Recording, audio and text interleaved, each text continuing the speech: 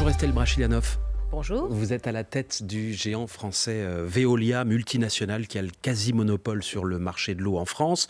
Vous êtes aussi spécialisé, et on va en parler, dans le traitement des déchets. Veolia, ce sont 220 000 salariés à travers le monde, plus de 50 000 en France. On va évoquer tout d'abord l'eau, si vous voulez bien, puisque depuis l'été dernier, la sécheresse s'installe sur tout le pays. 40 départements font aujourd'hui l'objet de restrictions d'eau.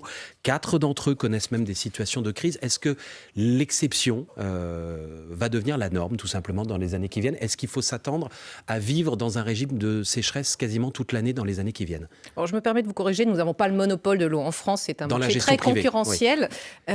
Mais en l'occurrence, nous sommes champions mondiaux de ce métier et j'en suis très fière.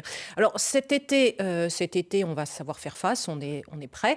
Il va falloir déployer toutes sortes de moyens et je crois qu'il s'est passé un avant et après l'été 2022 où on a réalisé que l'eau était un bien précieux. Donc cet été, on va faire face, mais les nappes sont très basses parce que l'hiver a été très sec, donc elles n'ont pas pu se recharger pendant l'hiver. Donc je crois que l'essentiel, c'est surtout qu'est-ce qu'on va faire maintenant pour se préparer pour tous les étés qui vont suivre, parce qu'il y a des solutions. On peut s'inspirer par exemple de nos collègues espagnols qui ont vécu des sécheresses et qui ont eu plus chaud et plus soif beaucoup plus tôt, ça fait 10 ans. Et ces solutions, je crois qu'il faut maintenant les déployer aussitôt que possible en France, et vite. Est-ce qu'il va falloir choisir, comme le disaient hier certaines associations écologistes, entre arroser les golfs, remplir les piscines ou pouvoir continuer à boire de l'eau au robinet? Je crois qu'il faut que chacun contribue à la solution et que chacun fasse des efforts. Les agriculteurs, les habitants, les industriels, et que tout le monde s'y mette. Et c'est en mettant l'ensemble de ces efforts qu'on va parvenir à ces solutions. Alors, ces solutions, c'est quoi? C'est de la sobriété, par exemple, chez vous, chez moi. C'est aussi d'éviter les fuites, c'est la chasse aux fuites, si vous voulez. Et c'est enfin essayer de trouver de nouvelles sources aussi d'eau, par exemple le recyclage des eaux usées. Les solutions à la maison, on va en parler tout de suite. Quels sont les bons gestes à adopter pour ceux qui nous écoutent et qui cherchent aussi à économiser de l'eau? Alors, Salia, peut-être que ce matin, avant de venir à la matinale, vous vous êtes lavé les dents. Oui. Est-ce que vous avez laissé couler l'eau pendant que vous laviez les dents? J'arrête, je ferme le robinet. Eh ben, c'est très bien, parce que je ne sais pas si vous savez que c'est 12 litres par minute que l'on consomme si on laisse couler l'eau du robinet. Donc bravo, vous avez fait un éco-geste ce matin. Parce que 12 litres, ça fait 36 litres d'eau potentiellement économisée en remplaçant tout simplement par un gobelet qu'on a. Voilà. C'est des douches plutôt que des bains, c'est des mousseurs sur les robinets, c'est toutes sortes de choses qui permettent de se dire, ben oui, l'eau est quelque chose de précieux, il faut l'économiser. Et donc on a développé chez Veolia un mécanisme, alors vous vous souvenez que l'hiver dernier on parlait beaucoup d'économie d'énergie, c'était EcoWatt. Ouais. Et on a développé ce qu'on appelait l'éco-d'eau, donc qui est pour aider les habitants, mais aussi des plus grands utilisateurs en quantité, de trouver toutes les petites solutions comme ça. Et on y apprend par exemple qu'en plus de fermer le robinet comme le fait Salia chaque nuit, il faut arrêter de manger du chocolat. Alors, une tablette de chocolat, c'est plus de 10 000 litres d'eau pour arriver jusqu'à nos placards. Vous venez de dire, alors il faudrait arrêter ceci, cela, ouais. Maintenant arrêter de manger du chocolat. Moi, je ne suis pas forcément dans les interdictions, ni dans des bons et des mauvais points. Je suis en train de vous parler des solutions qui existent. Donc se dire que oui, il y a une sorte de score en eau de nos gestes de la vie quotidienne ou des produits qu'on achète, oui, c'est une bonne idée. De la même façon qu'on a des scores A, B, C, D, E, F énergétiques sur nos appareils électroménagers. Donc il va falloir qu'on y vienne très certainement. Mais ça peut marcher. Je vais vous donner un exemple. J'étais la semaine dernière à la métropole de Lille, qui manque d'eau. Qui vient de re-signer avec vous, justement. Vous vous êtes engagé à réduire de 10% la consommation dans les années qui viennent. C'est un très bon exemple, parce que la métropole de Lille est venue nous voir en nous disant qu'est-ce que vous savez faire pour faire des économies d'eau et de la sobriété sur une métropole, évidemment, de taille très importante. Et en mettant bout à bout toutes ces solutions, donc ce que je viens de dire sur les usages du quotidien et aussi la recherche de fuites, c'est 10% d'économies d'eau, c'est donc 65 millions de mètres cubes d'eau qu'on va économiser sur la métropole de Lille. Donc c'est une première en France, un contrat de sobriété à l'échelle d'une grande métropole comme celle de Lille. Il faut changer les comportements, il faut aussi agir sur les fuites. C'est ce que vous disiez il y a quelques minutes. Aujourd'hui, 1 litre sur 5 part dans la nature à cause des fuites. Comment on les résorbe ? Alors, 1 litre sur 5, ça peut paraître très important pour vos éditeurs. Ça l'est, c'est dans plutôt une moyenne basse au niveau européen, juste pour vous donner quelques références. Cela dit, on peut faire mieux. Et puis, il y a évidemment des très grandes différences entre des villes qui sont à 50% et d'autres qui sont à juste quelques pourcents. Alors, comment on peut faire ? En mettant des capteurs dans les réseaux qui récupèrent des informations temps réel pour détecter les fuites au moment où elles sont en train d'arriver. Parce que là, on met trop de temps pour les résorber ? Parce que si vous attendez qu'il y ait des litres et des litres et des mètres cubes d'eau qui se déversent avant de réparer les fuites, on voit bien qu'il y a un énorme gâchis. Si vous la détectez en temps réel, voire même juste avant qu'elle n'arrive, et ça, c'est grâce à des technologies Veolia qu'on sait faire ça, et c'est la somme des deux qui permet d'économiser sur l'île, je vous le disais, 10% sur la métropole. L'intelligence artificielle peut nous aider à trouver les fuites ? L'intelligence artificielle nous aide tout à fait à définir, sur la base de toutes ces données, des compteurs qu'il y a chez les habitants ou des détecteurs dans les réseaux, d'essayer de deviner finalement les fuites au moment juste où elles sont en train d'arriver. Est-ce que les auditeurs Donc ça nous aide, oui. Téléspectateurs qui vous regardent en ce moment doivent s'attendre à voir le prix de l'eau monter en flèche dans les années qui viennent ? Alors, si on met bout à bout, je rappelle que le prix de l'eau en France, ça correspond à moins de 1% du budget des ménages.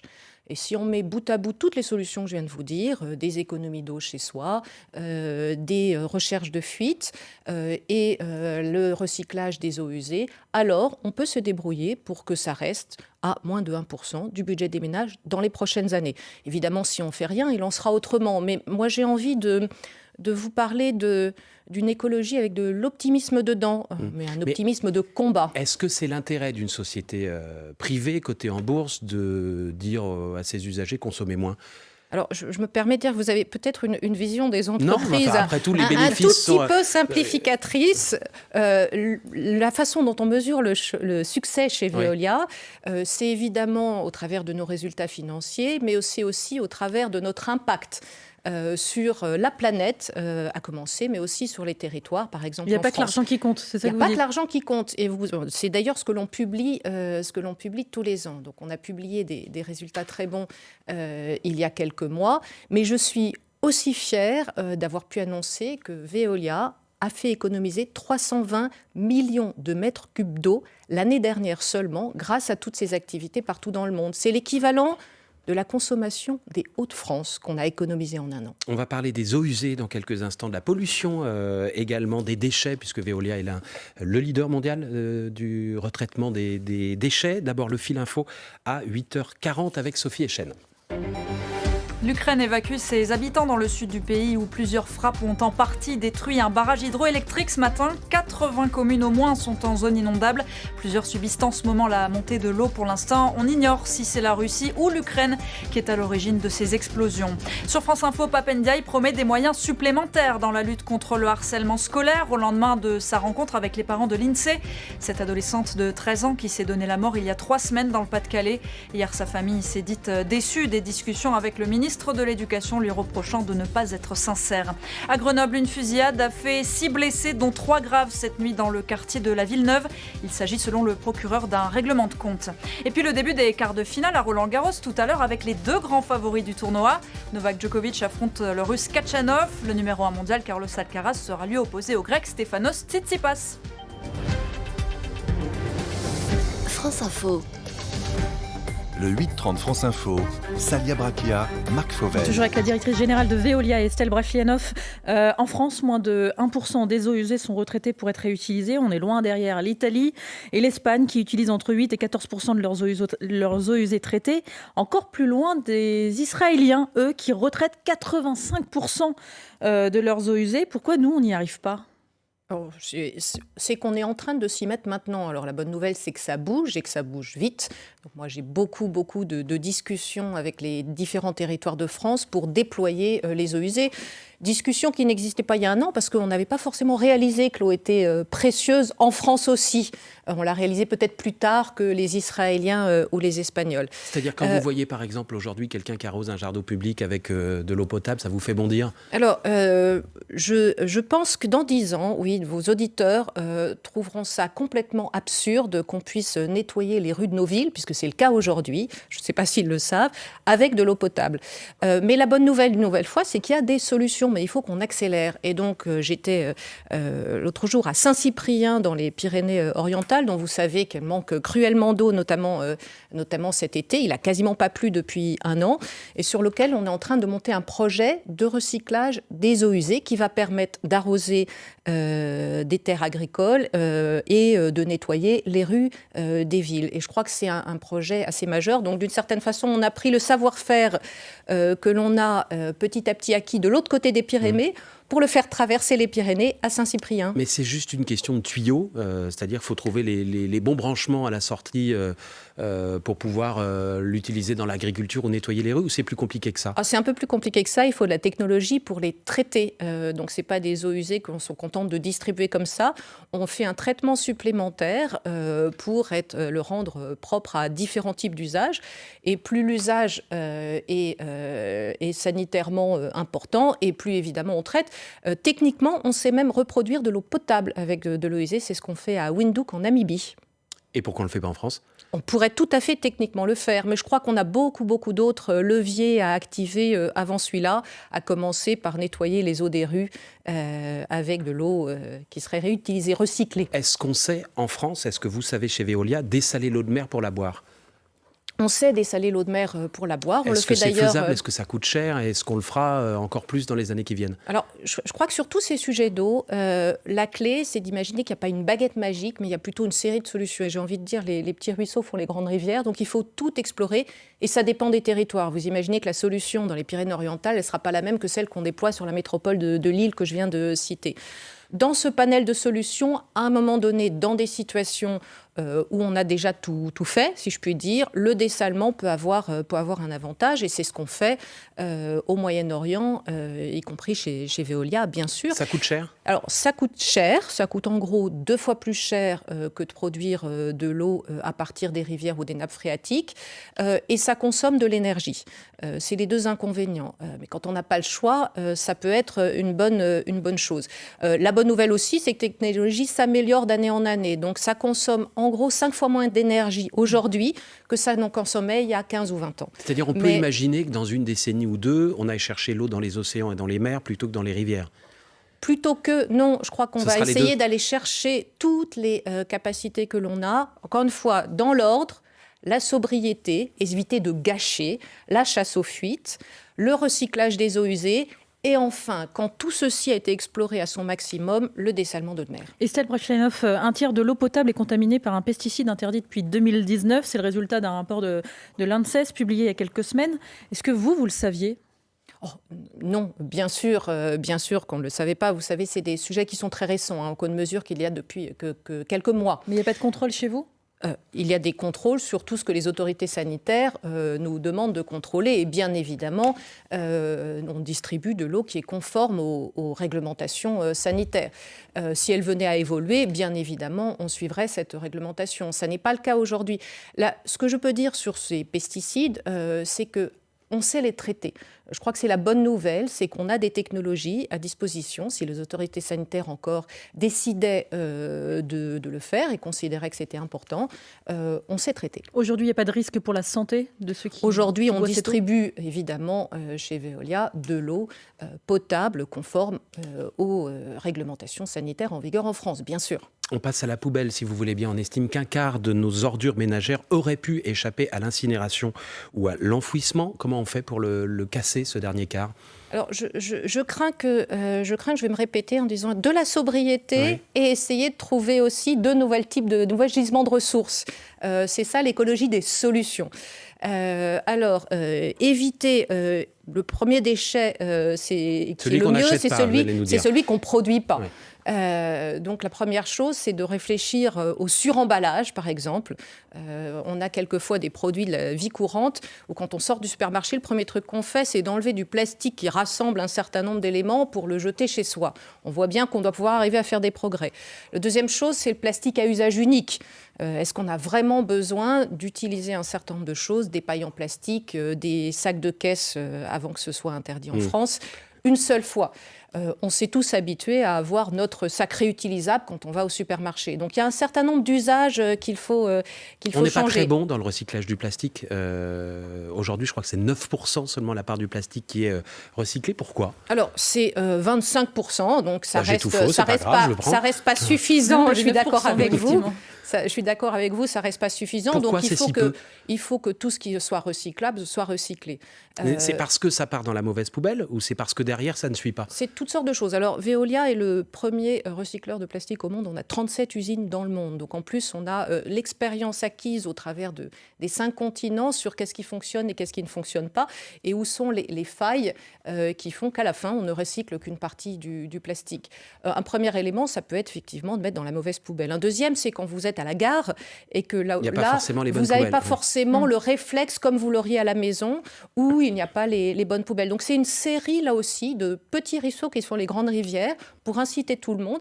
Mais si vous êtes à la gare, je reviens sur mes éco-gestes du quotidien, je vous conseillerais plutôt, comme je le fais moi, de prendre une gourde. Mais encore faut-il y penser. Donc pensez à prendre une gourde plutôt qu'acheter une bouteille d'eau quand vous avez un trajet en train. Pour inciter justement les Français à jeter moins et à acheter différemment aussi, il y a déjà un système aujourd'hui, 7 millions de Français payent leurs poubelles en fonction du poids ou du nombre de fois où ils les sortent chaque semaine. Est-ce que ce sera sans doute une solution à généraliser ? C'est des solutions qui peuvent avoir leur intérêt. De façon générale, je crois que c'est à la fois de l'incitation, comme ce que vous venez de dire, de payer plus quand on produit plus de déchets par cyclable, mais je crois aussi beaucoup au fait d'expliquer quels sont les éco-gestes qui fonctionnent. Parce qu'une écologie et une transformation écologique, et c'est ça dont on parle depuis tout à l'heure, qui fonctionne en France, c'est une transformation écologique efficace, qui soit partagé par tous, où chacun comprenne en quoi il peut contribuer. Donc les habitants, les industriels, et je crois que c'est ce à quoi les Français sont très sensibles. On a d'ailleurs conduit un baromètre avec Elab il y a quelques mois pour essayer de comprendre ce que les Français pensaient de ces mouvements de transformation écologique. Et les conclusions sont très claires. 2/3 des Français nous disent « Oui, bien sûr, j'ai compris qu'il fallait faire quelque chose, mais je ne suis pas toujours sûre de savoir quoi faire. » Donc l'écologie du concret, des solutions, je crois que c'est ça qu'il faut... Des campagnes de communication. Des campagnes de communication, de la simplicité. Et je crois que c'est un sujet assez essentiel. Vous allez me dire, depuis tout à l'heure, je vous parle de solutions qui existent. Alors, vous pouvez me dire pourquoi elles ne sont pas plus développées, pourquoi on n'est encore qu'à 25% de recyclage de plastique ou moins de 1% de recyclage des eaux usées, pour l'exemple de tout à l'heure. C'est parce qu'il faut accélérer. Et s'il y a pour moi un message, y compris vis-à-vis du gouvernement et des pouvoirs publics au sens large, c'est maintenant il faut accélérer. Et accélérer, ça veut dire simplifier. Simplifier les procédures administratives. Je vous parlais du recyclage des eaux usées de Saint-Cyprien dans les Pyrénées-Orientales tout à l'heure. Il faut déposer un dossier dans 3 ministères différents pour obtenir ça. Ça met un temps fou. Et si on refait exactement un projet équivalent ailleurs en France, il faut redéposer un dossier en partant de zéro, comme si on n'avait pas accumulé 10 ans d'expérience. Estelle Brachlianoff, directrice générale de Veolia, invitée de France Info jusqu'à 9h. On s'interrompt une toute petite minute pour le fil info. Il est 8h51, Sophie Echen. Plusieurs villages inondés ce matin en Ukraine, certains entièrement après la destruction partielle d'un barrage hydraulique suite à plusieurs explosions. Selon les autorités du secteur, 16 000 personnes environ se trouvent en zone critique. Kiev accuse la Russie de vouloir freiner son offensive. La 14e journée de mobilisation contre la réforme des retraites aujourd'hui. Une nouvelle fois, l'intersyndicale appelle à la grève et à manifester partout en France avec 250 points de rassemblement. À Rennes, le réseau de bus est perturbé ce matin en raison du blocage de dépôts par des manifestants.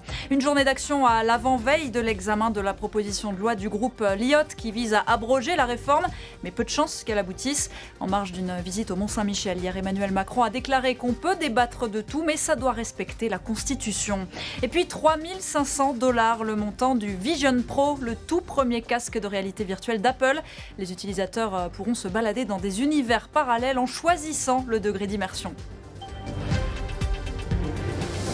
France Info. Le 8-30 France Info, Salia Brakia, Marc Fauvel. Avec Estelle Brachlianoff, directrice générale de Veolia, grâce au rachat d'une partie de votre concurrent, l'entreprise Suez, votre chiffre d'affaires l'année dernière a atteint un record, 43 milliards et un bénéfice net de plus d'1 milliard d'euros. En fait, la transition écologique, ça rapporte.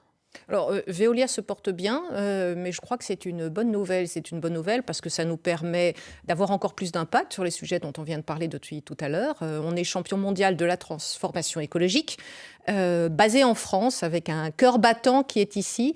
Et donc, on redonne au territoire les innovations qu'on a développées partout. Ça nous permet de redistribuer aussi à nos salariés, par exemple, sous différentes formes. On a 220 000 salariés. Oui, qui ont une partie du capital. Tout à fait. Donc de l'intéressement, de 6,5%. participation, mais vous avez raison, Salia. C'est le premier actionnaire du groupe avec 6,5% du capital. Puis ça nous permet évidemment de payer des impôts. Et au-delà de ça, je vous le disais, notre impact sur la transformation écologique, 320 millions de mètres cubes d'eau économisés l'année dernière par Veolia, j'en suis aussi fière que des résultats financiers. Vous êtes également l'une des très rares femmes à la tête d'une entreprise du CAC 40, c'est simple, vous êtes 3. Il y a vous, il y a Catherine McGregor chez Engie et Christelle Edman chez Orange. Pourquoi ça ne progresse pas ?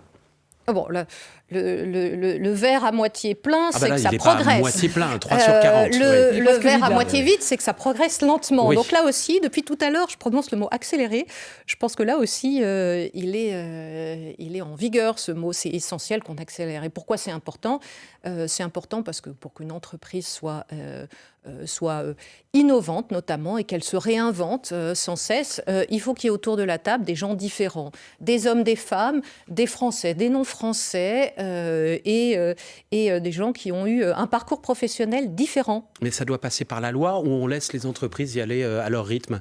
Alors ça passe déjà beaucoup par la loi, mais les entreprises progressent. Dans les conseils d'administration, mais pas à la tête des entreprises. Les entreprises progressent beaucoup. Chez Veolia, on a beaucoup progressé en quelques années. On est passé de 15 à 25% de femmes parmi les dirigeants de l'entreprise. Et on ne s'arrêtera pas là, on vise 40% d'ici 5 ans. Vous dites qu'il faut plus de femmes à la tête des entreprises. Dans un portrait de vous paru dans Le Monde, vous avez confié « Je ne me suis jamais dit, tu seras directrice générale, mais je me suis rendu compte que d'autres y pensaient pour moi ».